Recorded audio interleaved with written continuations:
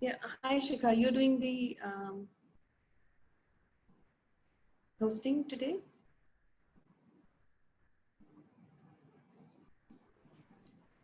I am doing the hosting.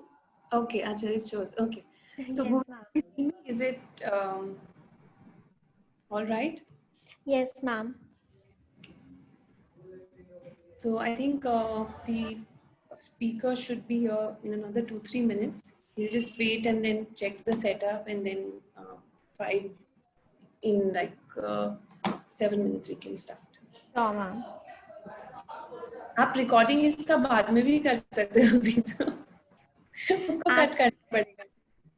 Actually, it starts recording as soon as I switch it on. You start? Oh, Yes, acha, acha. ma'am. Okay, okay. ठीक है. I'll just stop my video for a while and then Sure. join in.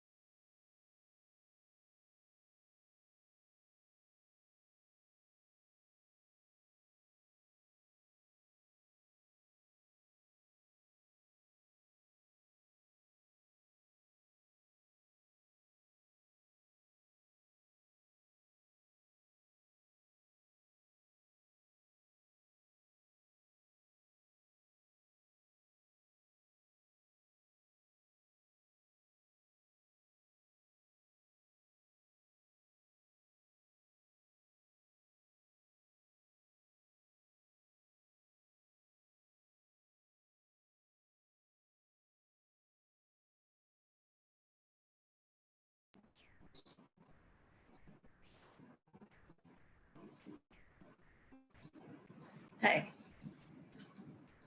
You'll have to unmute Can you hear me? Yeah. Yes. Okay, so shall we start? Yes. Great. Namaskar, everyone.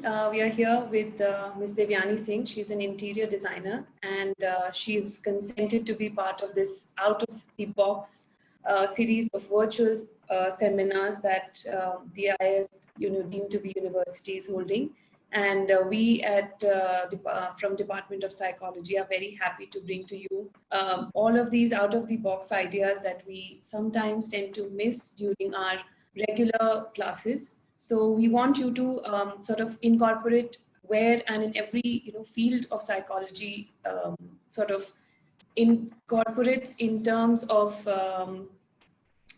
understanding people, like I would be discussing with Devyani also today. And so we would like to extend the reach of psychology and to be able to understand how much more of psychology that we apply in our daily lives and our in professions, and take it forward from there. So we have with us Ms. Devyani Singh, and she's an interior designer, and she's the owner of a brand called Coterie. And Devyani did her master's in luxury design and management from Pearl Academy, Delhi, and NABA in Milan. She's worked on many projects which have been of residential in nature or commercial and heritage hotels. And right now they have, the brand has just recently started bespoke furniture pieces which they are retailing online. And we'll take it forward. Devyani, I welcome you on behalf of Department of Psychology and IIS Deemed to be University. Thank you so much again for being part of this. Thank you for having me. About, obviously I would like to start with, tell us what got you into interior designing. So, to be honest, it was not something that I dreamt of becoming since I was a kid. Earlier, as a kid, I always used to think that I'd get into the civil services, or and then as I grew up in the 12th standard, I wanted to do my BBA, and I did pursue that, and I did fairly well in my BBA.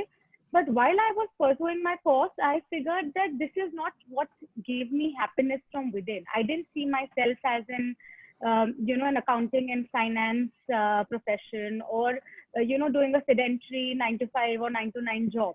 I wanted to do something which was more creative, and interiors was my calling because I always had this inclination towards decorating spaces, I had an inclination towards antique, largely so also because a large part of my family, especially my father's side of the family, my grandfather, my father himself, and my mother have been inclined towards interiors. None of them have taken it up professionally, but they've always loved, collecting antiques. They've had an eye for antiques and aesthetics, and they love doing up their own spaces. So over the course of time, I figured that this is what I wanted to do, and then I dived into it. Oh, wow, that's wonderful. So, it's really like from where you begin, what you think, and then what you eventually get into can Right. really poles apart. So, I would also like to tell our speakers that, one should not really be too stuck up on a certain place or a direction to go into. And you're one such a good example of it. So, tell us about your brand Coterie. Like, what does it mean? Because you're trying to sort of convey some information through the brand that you create. So what does it mean, and how did it come into being? So initially when I started off, my brand was called Devyani Kumari Lifestyle and Design, which was again a very long name, and I wanted to have a shorter name with a easier recall value. And I didn't want a very English name for my brand because I did focus a lot on architectural styles which were Indian, or if they didn't originate in India, at least they had an influence in India, whether it was in the colonial times or otherwise. So then came to the name Coterie. Now again, there's again a history behind why I chose Coterie. So Coterie in simpler terms means either a room or a chamber. So again, that way it had that in like an aspect which was related to interior. And because the fact that I became an interior designer had a lot to do with my family history and the way I was brought up, the environment and the home that I was brought up in, I wanted it to have a link with that as well. And my forefathers were from the Jaipur royal family. And back then, the Jaipur royal family had 12 chambers or in the royal court, which was also known as the coterie. It was called as the Bara coterie or the 12 coteries. And the family that I belong to was one of them. So it had a historical sort of a connection there. And it also meant a room or a chamber. So that's how the name came into play. Oh, wow. So you have a huge family lineage that you're trying to build upon. That brings me to my next question. Since there is so much heritage, so much family name that you're connecting yourself in terms of what work you do, how much of your style of designing would you say is influenced by this cultural heritage? Jaipur or Rajasthan has so much to offer, and you can see like Udaipur City Palace. If you go, you can see like when you tour around it, you can see Danish pottery, you can see blue pottery. There are like phases of it. So how much of what you would say is the influence or orientation towards a certain style in your designing? While I have designed across various styles, like I would lie if I say that I've only done, projects which are more Rajasthan oriented. But a lot of influence does come from Rajasthan. Even if you go through the company's social media handles and stuff, you'll see a lot of influence from Rajasthan and the architectural and other styles that we follow here, be it the hand painting. Now again, hand painting is something which was started in the Mughal era in India. And of course, motifs can be customized. We do use it in a lot of modern homes also. Of course, the motifs change, but the style and the art remains the same. Similarly, things like the thickery work, since we spoke of Udaipur, the mirror work that you see, it's called the thickery work. You can see it in the City Palace also. You can see it in other buildings in Udaipur and that Mewar region as well. And again, thickery work is very typical to Rajasthan. It can be used in a traditional form. It can be used in a modern manner as well. So it depends on how you incorporate these styles and bring out something which is either traditional or it could be totally modern. But I do use a lot of influence from Rajasthan, and whether it's the furniture, whether it's the architecture of the palaces that we have, whether it's the fabrics. I love using block printed fabrics and even other things. So I think blue pottery, Rajasthan has so much to offer. And of course, being a Jaipur born and brought up girl, all my projects do have some of the other influence from Rajasthan. Okay, that's good to know. Like Jaipur all over India and abroad. Great. that brings me to more specific questions. Like when you deal with clients, so what are the pointers that you really like to build upon? Like, let us say if you have a residential project, what are the most important things that you would be building your concept around? So residential projects by far are the most difficult, I would say, because, and I do work on a lot of residential projects. I do less of commercial. Reason being that when it comes to residential projects, nowadays the entire family likes to be involved in the planning, in the execution, in the designing, in every aspect of it. And thanks to the internet and social media, everyone already has a picture of how they would want their home to look. So when we actually sit down with the clients, I often try to keep it as informal as possible, because a lot of times if you make it too formal or if you're too uptight, the client is not free enough to discuss. They feel intimidated. Sometimes they feel they may be saying the wrong thing. So it's very important to get them in that comfort zone first. So the first thing is to talk to them as a friend and not as just their interior designer, because they're letting them into into their homes, into their personal spaces. So that is one very important aspect. Then I think the budget is very important, that we need to understand how much is the client willing to spend. It may not be a fixed figure. It could be a ballpark figure, because everything revolves around that. Second thing would be if they have a particular theme in mind that they would want to follow across the space. So that is another thing. Third thing is the timeline. How much time do they have in hand? Because that gives us an idea in terms of how much we can change a particular thing. Do we have the freedom to change something structurally? Do we have the freedom to maybe build something from scratch, or should we just source what is available in the market readily? Because a lot of times we get clients who are like who are in a hurry and they just have say 30 to 45 days time, and they're like, we want to move into this space. We bought a space and we want to move into it as soon as possible. So in those times, obviously, we focus less on customization and we focus more on procuring stuff that is readily available. Of course, if a client has more time at hand, then we can focus more on customization and other things. So those are few things. Then of course, trying to pool in everybody's ideas so that nobody in the family feels left out. It's very important to give everybody that little area where they can use their ideas in the home. So those few aspects. Then of course there are other things, like you get into the nuances of whether you have a pet at home, whether you have someone who's above 60, who's a senior citizen, because a lot of things need to be planned in that manner. What their daily hobbies are, how do they interact with the space. For instance, in a kitchen, now a lot of times people have homes where the kitchen is only used by the staff. And then there are families where the homeowners themselves like to go into the kitchen and cook. So a lot of elements are given importance, and everything we sit down, we make a sort of a flow chart, and that is when the designing process starts. So there are a lot of things that need to be considered.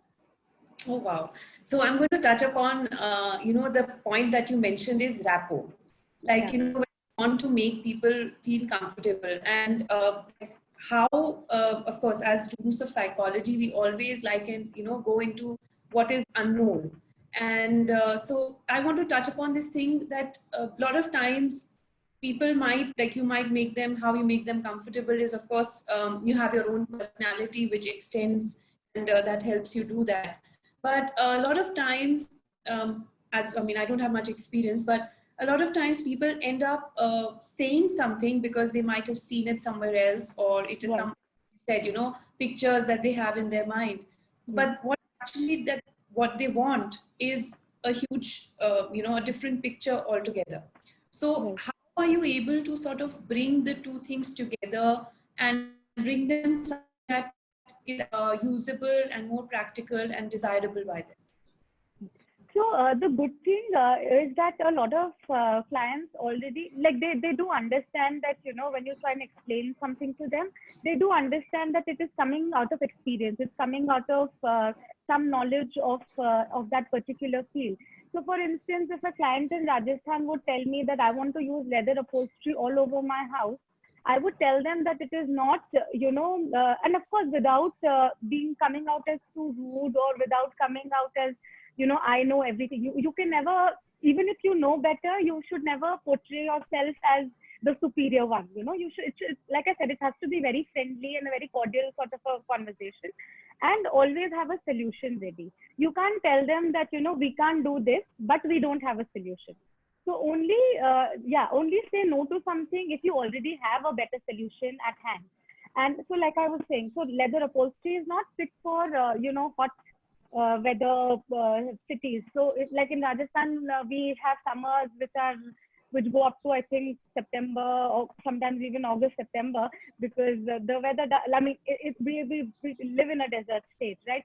So leather upholstery all over the house would not be a good idea, but you could have maybe a study area or a smaller section, or maybe the bar area or the home theater if you have one, where you could incorporate that and where you don't sit for prolonged hours.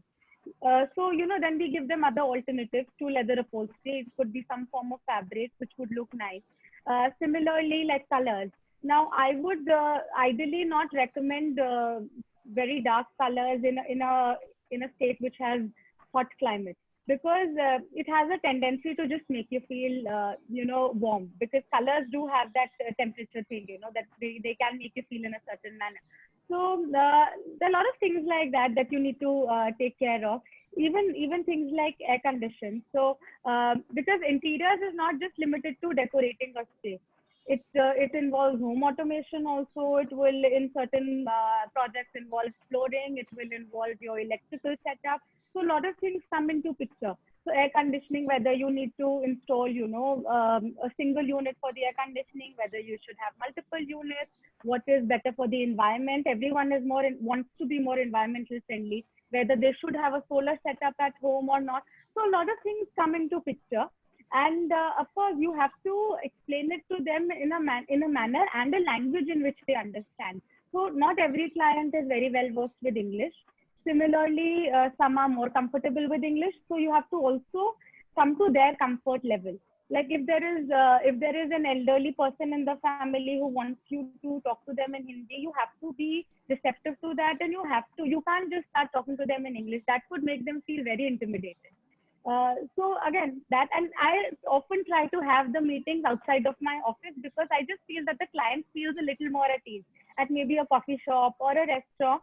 They tend to be at more ease, or even in their own home, they tend to be a little more comfortable. So I think the environment that they are in, plus how you talk to them, also understanding their lifestyle, their needs, their tastes, all of that makes a lot of difference.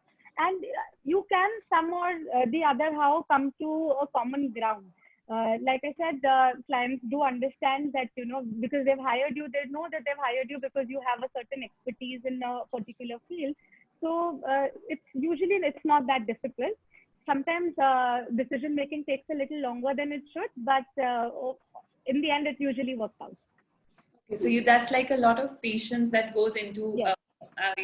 dealing with clients. So how difficult is it to deal with having kids in the family who have their own ideas? You have mentioned earlier that you have Yes.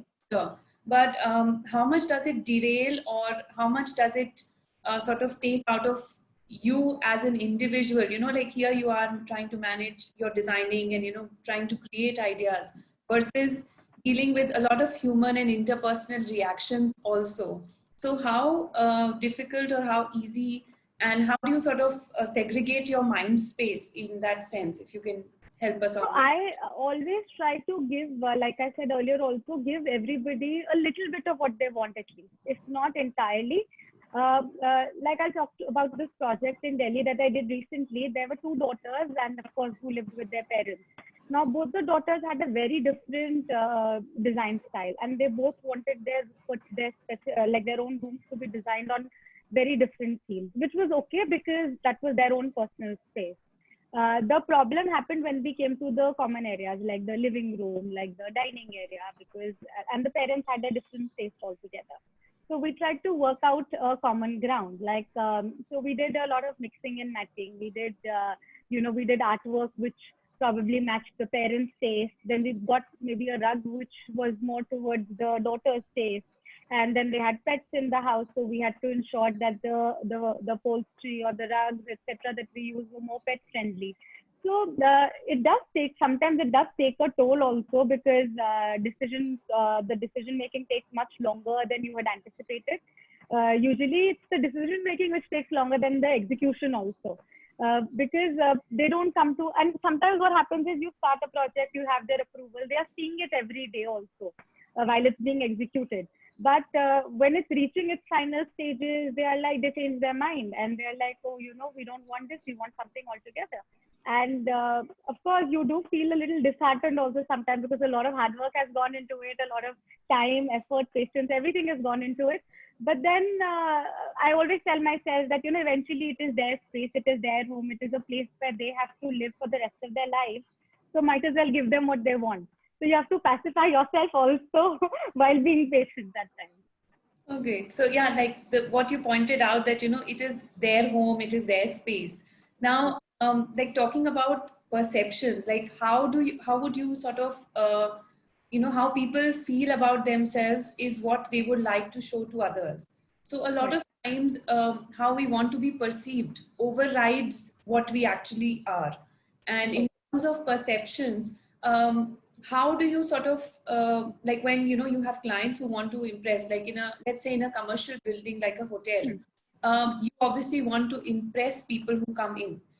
And so, like, in terms of impressing, what are the pointers that you, if you've designed, you know, if you can use one of your examples of a project, how have you sort of made sure that it really does attract attention and that stays in the mind of whoever is visiting the place? Yes. So usually from experience or from my interaction with people, what I've figured is that when people travel, especially when it comes to hotel, when people travel, unless it's for business, when people are especially traveling for pleasure, and when they go to a hotel, they want something which is a little more local in terms of architecture, in terms, like for instance, as Indians, when we go to say a European country for a holiday, if we have a hotel which is very Indian looking versus we have a hotel which is more, say, more French or more European in architecture, we obviously would want to, you know, explore that more, because that is not what we get to see every day in our hometown. Similarly, if I design something which they see every day in their native places, it doesn't attract or appeal to them as much. Also, as a traveler, you always want to, you know, experience the culture, the heritage of the place that you're visiting. So when it comes to hotels, uh, obviously, you know, you have to incorporate modern techniques, you have to incorporate modern technology also, because otherwise, you know, there'll be complaints from clients. They won't feel that the hotel is, you know, updated with the latest in technology and stuff. But we try and infuse little elements which are more local. Like for instance, if you're doing up a wall, you could use even in a modern setup, you could have some wall plates which are you know, hand painted blue pottery wall plates, or you could have a flower vase that has some element of blue pottery in it, or like I spoke earlier, something with little hickory work. Like even a mirror in the bathroom could have a little frame which has some hickory work in it. Or for instance, like hand painting I was talking about, you could have some element of hand painting somewhere in the room, in the lobby area, in the common spaces, maybe in the swimming pool area if there is one, or in the reception area. So the idea is always to give them something which they would expect also in some ways when they're especially visiting a country like India, which is so culturally diverse and historically and culturally rich. So they do expect to see a lot more of native stuff, and of course a lot of other things, like I said, the climate in mind. Now, if you go to the northern states in India, the northeastern, sorry, not the northern, I mean the northeastern states in India, they experience a lot of rainfall. So you do see a lot more of sloping roofs and, you know, structures that are built that way. In Rajasthan, we can take the liberty of having flatter roofs because we don't experience that kind of rainfall. Plus, like the jali work that we have, which is the arches that we have in Rajasthan, or the hand carved stonework that we have from Sikandra and these other places. So all of that does appeal to them quite a bit. Okay, great. Now coming to, you know, like what interests us is like we have, like if I talk to you about, let's say the color scheme sometimes you feel this is the room is nice and warm or a happy place to be in.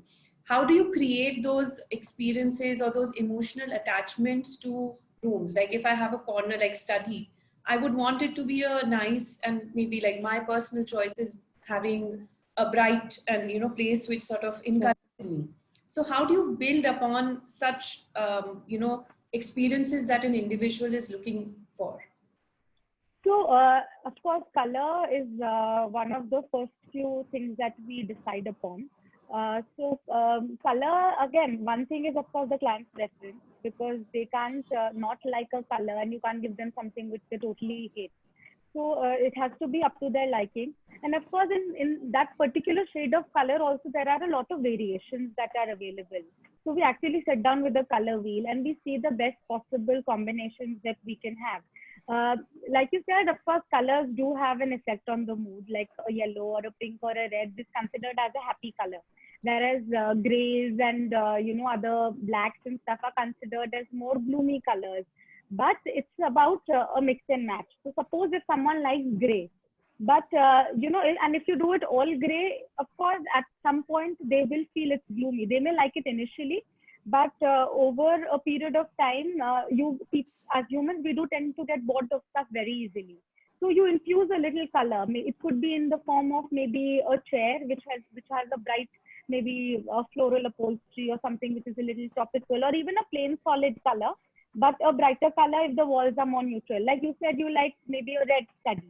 So with the red, we can have maybe a wooden, like a wall-to-wall wooden bookshelf.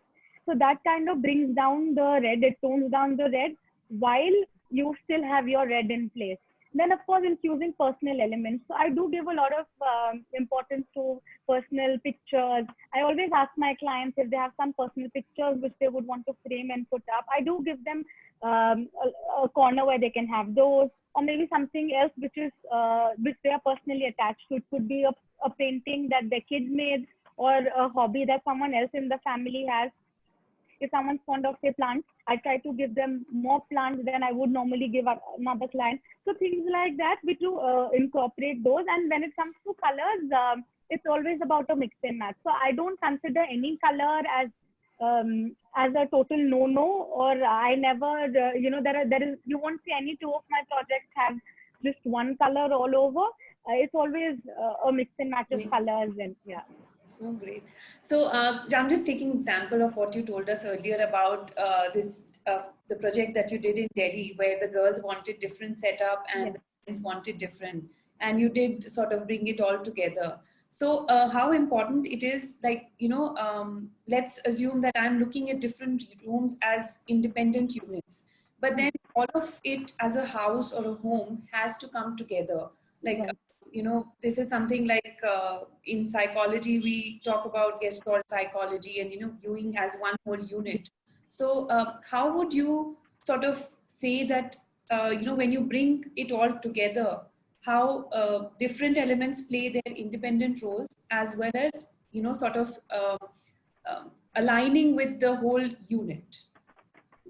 Like you said, continuity is very important. You can't enter a home and feel that, oh, one room is green, one is yellow, one is pink, one is blue. What is all this? It will start pinching the eye after a point in time, and the mind tends to get very confused. You don't know where to look. You don't feel very comfortable in a place like that. So coming to that example which I was talking about, so one of the daughters wanted a room on the monochrome tone, so more whites and blacks, and the other daughter had a preference towards yellow. So what we did was that with the yellow, we incorporated shades of white and gray, so that kind of balanced it out. And for the other daughter who wanted more monochrome tone, we used pops of yellow and pink in her room. So there was some common ground between the two. Also, the common passage between the bedrooms was designed in a manner so that, when you enter from the living room towards the bedroom passage, there was some continuity there. And then the rooms followed. So all that has to be kept in mind. Again, when we talk of continuity and stuff, negative space is a very important thing. So you can't have one area in the wall which is totally busy and the other area which is absolutely empty. So you have to balance things out. And that also holds true for artifacts and stuff.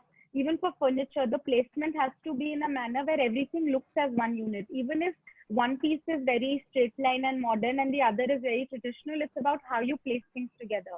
Like a dining table could, like this was also a trend last year, where people were using different kind of chairs for one dining table. So a 6-seater dining table could have 3 different styles of dining chairs, or it could have all similar chairs, or it could have maybe all 6 could be different. But then something had to be similar. So maybe if they were all different styles, we would have maybe the base color could be the same, or the primary material that was used would be the same. So maybe they were all wooden, but different styles of chairs. Or if they were all metal, then something, the color of the metal would be the same.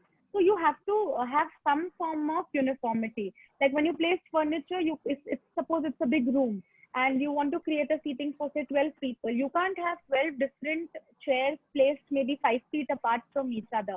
It will not bring the place together. There'll be no form of binding, or you won't feel the room is cozy enough. So you have to, everything has to be, that there is a right placement place for everything.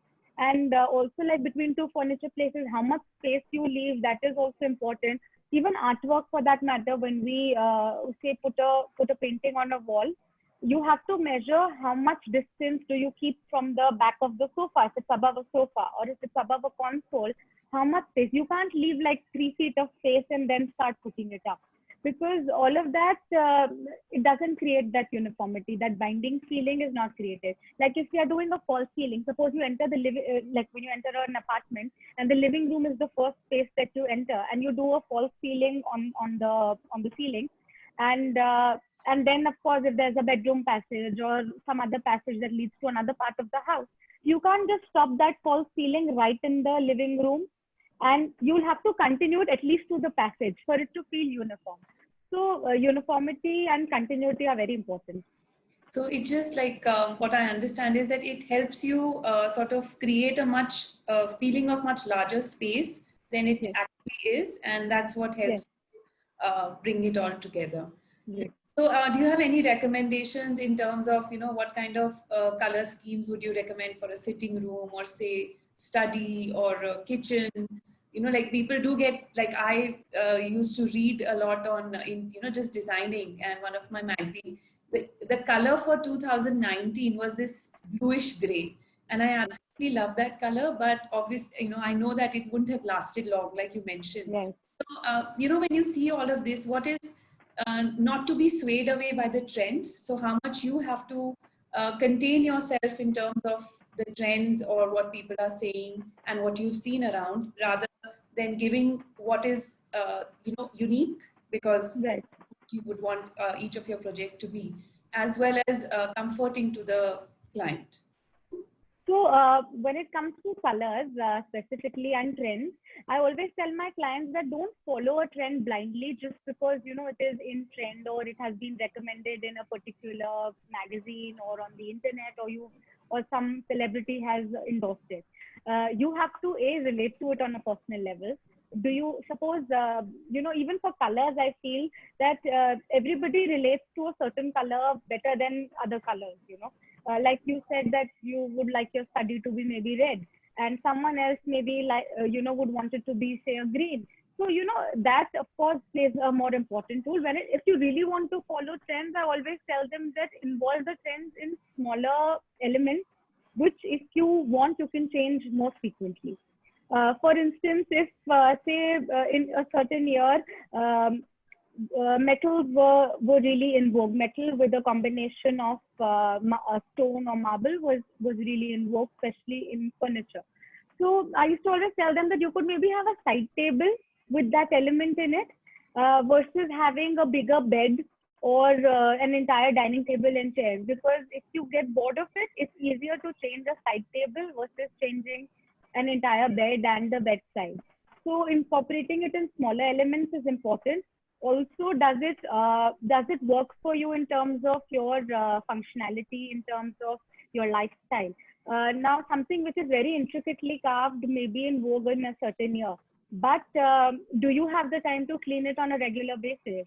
Do you have the time to say clean it every day or spend an hour every day cleaning it? If you don't, I wouldn't recommend you to get it, because then it will be a burden on you, rather than you won't be able to enjoy that piece as much. If you have smaller kids in the house, would you be comfortable having, say, crystal all over the house? I don't think it's a very good idea, because they will tend to break it and you can't keep everything locked. Similarly, if you have pets in the house, the kind of upholstery that you use on the sofas, and especially if they're pets who are allowed to climb on the couch or sit on your bed, if they scratch it, so it'll all come apart. So you have to give them fabrics and stuff, keeping that in mind. And so color, there is no limitation in terms of whether you can use a certain color only in the living room. You can use any color anywhere. It just has to be in the right amount, and it has to be the right shade that works for you. For instance, like if somebody really likes black. Now, black is a color that not everyone loves and not everybody uses in their homes.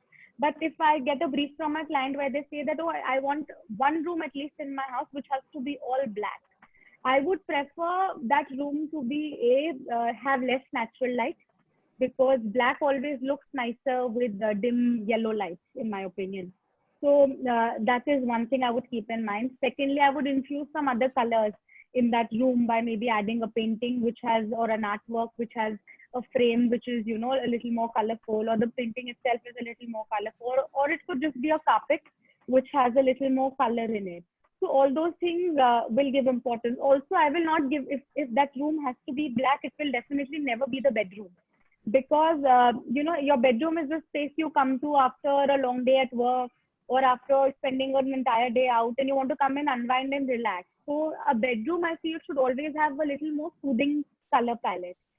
It could be a green, it could be a blue, it could even be pink or orange, but a little more soothing shade of that particular color. A living room could have a red or a louder color, because that's the space where you mostly have social gatherings, or you just sit and interact with your family and have a good time, or have a drink, or just have your meals. So that way, colors obviously play an important role, and there is no limitation in terms of colors. I don't feel there's any limitation. Like you spoke about blue being the Pantone color of the year. So every day Pantone comes with the color of the year, and every time, when that color is announced, the project that I'm working on, or the project that I start soon after, the clients always mention that color. That's a given thing. They always talk about that color. Now, for instance, if it's this year it was the coral color. So if someone talks about the coral color, now coral can be incorporated in a lot of ways, including you could paint a wooden piece of furniture also in coral color. So how much is, of course, the interior designer's job to decide as to how much of that particular color you would want to infuse in a space. But it could be any color. So there is no limitation. Never think that, oh, I can't have a blue dining room, or I can't have a blue bedroom. You could have an entire house which is blue. It could be different shades of blue. So I think it depends on how you put it all together. So yeah, putting it all together. So a lot of times, like I personally feel that interior designers face this huge problem of, clients hire you because they want a huge change, like in how their house looks and what they want it to be. So something which is much more fancier than what they have right now. Yeah. So how do you deal with that? Like you cannot be doing fancy stuff all the time. How do you, again, it's about putting it together. It's about making them understand. So how difficult is it to not be totally fancy in terms of artifacts or, paintings that you are portraying in residential buildings? So I do get that brief. I do get briefs from clients who say, oh, we want a very luxurious look. So the definition of luxury is different for different people. For some people, it is based only on the monetary aspect of it. That if it is priced higher, or if it belongs to a particular brand, it is luxurious. Whereas for someone else, it could be something which is rare and which is not easily available. So that rarity aspect, even if it is priced at a very low price point, but because it is rare, it is luxurious for them. For others, luxury could mean just something like home automation.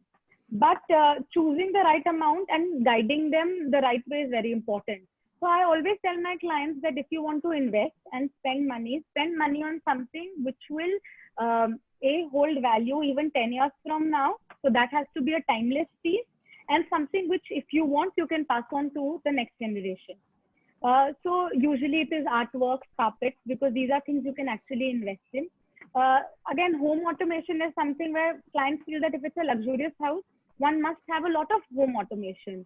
But how much is the right amount of home automation? Do we really need heated floors in a city like Jaipur? We don't, because we don't have a winter that is that long.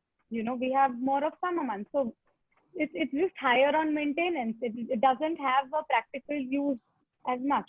Now, if it is a very small window, do you really need an automated blind for that room or for that window? You don't, because if it's really small, you can just drag it up manually. But if it's a very big window, which you use maybe where you draw the curtains or the blinds out in and out 3 to 4 times a day, I would recommend that you go in for automation. So, I mean, you have to guide them accordingly. Again, like I said, there's a lot of knowledge in the internet. So they'll see something and they're like, oh, we saw this in so-and-so film star's house and we want it in our house. But that film star probably had it because, you know, like closets, a very, I mean, a thing that people have very often started paying a lot of attention towards, you know, like earlier closets were not such a big thing. It was just one dressing area. Now people want like elaborate walk-in closets. And I always tell them that, you know, if your house is in a place which attracts a lot of dust, irrespective of what kind of doors and windows you have, I mean, in India, there is a lot of dust that comes in. Do you think it is practical in the long run? Do you think if you think you have the staff or the resources to manage it, it is fine. But it shouldn't, you know, you shouldn't feel after a year or two that, oh my God, I made a walk-in closet with no doors on the cupboard, and now it's posing a problem because all my clothes are getting dirty. I have to keep them, you know, in separate covers or things like that. Or in a city like Bombay, where they have a prolonged monsoon period, it tends to get very humid in those months. So the leather articles that you have, they don't get enough air, and they often get, you know, moss on them, or, you know, it's not a good climate for them in those months. So how you can, so there you need something in the cupboard, maybe a section of the cupboard which has to be a little more airtight. So it depends from person to person and what their notion of luxury is, and what luxury means to them. For some people, an antique piece of a ceramic would mean luxury to them, and or for someone else, it could be the staircase railing. Like I had one client who said, I want crystal railing on the staircase. So fair enough, but then if I do too much of crystal, they will get bored of it. Railing is still okay, doable, but if I do a crystal chair in the home, there are more chances of that breaking. So those kind of things, you have to keep practicality also, and you have to explain it to them that, you know, why this would work, why this would not work, and what are the alternatives to it. You know, you have to give them what they like. You can't totally refuse to give them something that they want, but how best you can mix and match elements, or how best you can mix and match, you know, technology or other things, and then you give them what they want. So before we move on to your furniture section, we've just left out, we've discussed ceilings, we've discussed wall, we've left out floorings. So what are your thoughts on flooring, and how important is it, like, to bring the room together? Like we've talked about wall colors and ceiling and all of that, but then how does the flooring play an important role in the whole setup? So flooring plays a very important role. Often people, like earlier, people used to neglect flooring, and it was limited to only stone, like it was different forms of marble or stone. Now there are various forms of tiles that are available. There are wooden flooring. There's all sorts of flooring options in the market. And flooring can sometimes, you know, when the flooring is so nice that you don't even need like a rug or a carpet, because the flooring does that job. Like for instance, if you're using some marble flooring in a particular room, we could do a little inlay somewhere and create a pattern which looks like a rug. like, like a carpet, which is, so then you don't need a carpet. So you indirectly save up on cost there, and it makes up for it here. How it brings the whole space together, it brings it up in, I mean, it is the most important aspect, I feel, because I think flooring, after the walls, it is the flooring that is most visible in any space. When you enter a home, the first thing is when you look down, it's the flooring. So climate, again, is it's important to have flooring which matches the climate and the environment that you live in. Marble would not be such a good idea in the hills because it tends to get cooled faster. So it's a good idea to have marble in warmer regions. Similarly, you can't have different floorings in all over the house. So you can have, maybe the bedrooms could have wooden flooring, and you can do maybe tiles in the living area or the kitchen. But you can't have like one tile in the living room, and then you cannot have just a marble in the maybe the dining area, and then you can't have wood. It's too much also, then again it kind of makes it doesn't look good. So even if you're using different mediums, for instance, if you want to use, say, a particular tile pattern in a foyer when you enter the house, and you want to blend it in with say Italian marble or just normal granite or marble, you pick a color from the tile pattern in the marble and you use that color. And you can use maybe some form of, sometimes you use brass for inlays. It could just be a very thin strip running all over the periphery of the room, or, something on those lines. So you have to mix and match elements. But while mixing and matching those elements also, there has to be uniformity, which is, I think, standard across all interior processes, whether it is, colors or anything. Uniformity has to be everywhere. So you can mix and match elements. There is no restriction in terms of how many types of floorings you can use in a particular house. But there should be some uniformity somewhere, whether you could do it in the form of color, or you could have it in the form of the material that you are using. Like even in wooden flooring, there are 1,000 options that are available in terms of colors in the market. So, but like in wooden flooring also, there are blue colors, and there are shades of green, and there are shades of yellow that are available besides the regular wooden colors. So whether you really want to use, if somebody wants blue, now do you want to actually use blue in the form of that wooden plank, or whether you want to use a blue tile, that is up to you. So that you mix and match. And I think when you design in a space, that's when you get an actual idea what will work where. But it's important. It should not be neglected. It's not an aspect that you can neglect. Flooring is very important. Okay, so now talk us through your furniture business, and how difficult or you feel how competitive a space it is to make a brand and to sell online. So, I mean, everyone is just looking around. So how do you feel venturing into this? So initially when I started off, I had no plans of starting a furniture line. But while sourcing for projects, I figured that while there are so many options available in the market, oftentimes we would not get what we were really looking for. Either it was not available, or, when you give a brief to a particular store, they were not able to execute it the right way for whatever reason, or it would be just out of the budget.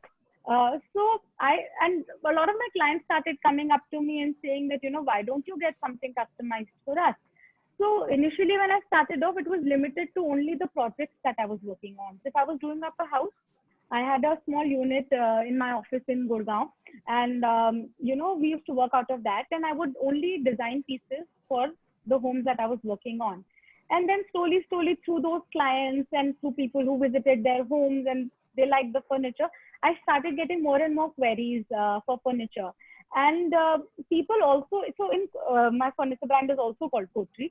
And what we do is that I am the one point contact with the client. I don't, I don't have anybody who works for me who will be interacting with the client. I have a different team which works on the production bit, another team which works with the logistics bit.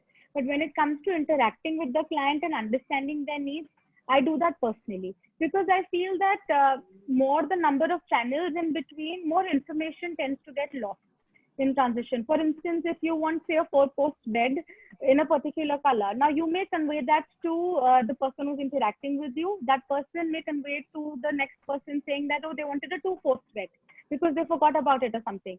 And then, you know, the information tends to get lost. So I always, and the clients like that. They like the fact that they are talking to the person who's accountable. It's not somebody who will leave this job and go away or run away and we won't know who to contact after this point. Like, you know, you go to a big, there are so many big stores, especially in Delhi. Like Delhi has huge furniture market, especially that whole MG Road area. It's full of furniture shops. There are hundreds of shops there. Now, there are big stores which have 3 stories or 4 floors of furniture. But when you enter it as a client and you want to explain something, the staff there often does not understand. Maybe they are not exposed or they don't, they have not been trained in that manner. They are trained to sell, but they are not trained to understand the client's needs. And when a client approaches me saying, I want a bed, I don't just send them designs of beds. I will first ask them for a picture of the room in which they would want to place the bed. If there is any existing furniture in that room, or if they're planning to buy any more furniture, so how we can mix and match it with that. What are the colors that are available, the size that would fit. So a lot of things go into that. And then I like to make them feel like they're a part of the whole designing process. So I don't mass produce. I will never have 10 beds of the same kind ready in my workshop. I always work on, that's why we say we're a bespoke furniture company, because we work on the client's brief. Even if it is for an entire house, I work with layouts. I will always ask them if they have a floor plan of the house, or if they can share just a normal video of the house, which will help me understand the space better. Because a client might tell me, oh, we want a big headboard, but the wall behind the bed might not, be able to accommodate that headboard, or the room, or that might get too intimidating for the room because the room is not big enough. So all those things. Then fabric. So especially for sofas and chairs, fabric plays, I think, a very important role. A simple upholstered chair can look wonderful if given the right kind of fabric, whereas that same chair may not look as nice if it doesn't have the right kind of fabric. So I never tell my client that, okay, these are the 5 kinds of fabrics that are available with me, and you have to choose out of this. I always go and source fabrics for my clients on my own. So I go out, I will understand what they like. There are times when I've spent like 8 hours at a stretch at the fabric store for 3 days in a row because we couldn't find the right fabric for the client. And so far, I haven't come across any furniture store in India which does that. They will give you a catalog that is available with them, or they will tell you to bring your own fabric. But not often the client knows where to go, or the client is not always comfortable with picking a fabric on their own. So they always like if they can get a little bit of help from somebody who works in that industry, or who could guide them accordingly. So I think that plays an important, even things like the hardware that we use, whether it's the knobs and the handles, I always try to customize that. Like I recently designed furniture for a friend's apartment in Ahmedabad, and they have a 1-year-old son. So for his room, I tried to give him, so they wanted it in a nautical theme. So even the bedside table, the knobs and stuff that we had, I got them custom made to match the theme. I did a wallpaper also when people approach me for furniture, I don't limit it to furniture. Now if they ask me suppose if they pick up a console from me, I will also guide them on how they can style that console in their home, or if they buy a chair from me, where they should place it, how they should place it. So I'm always open to give them ideas, and I think that is what they like. They like the fact that they can get a little ideas, like a little extra idea in terms of how better they can use the furniture that they buy from us. So of course, the time taken for production is a little longer. We take from 3 to 4 weeks to customize the product once the designs are finalized. And so that takes time, and we are very quality conscious. So we give a lifetime warranty with our products. So in terms of manufacturing, if there is ever a problem, even 10 years down the line, you can call up and you can. So I think that is what, and I felt the Indian market needed a lot of that. So there was a lot of Chinese furniture that was available in India.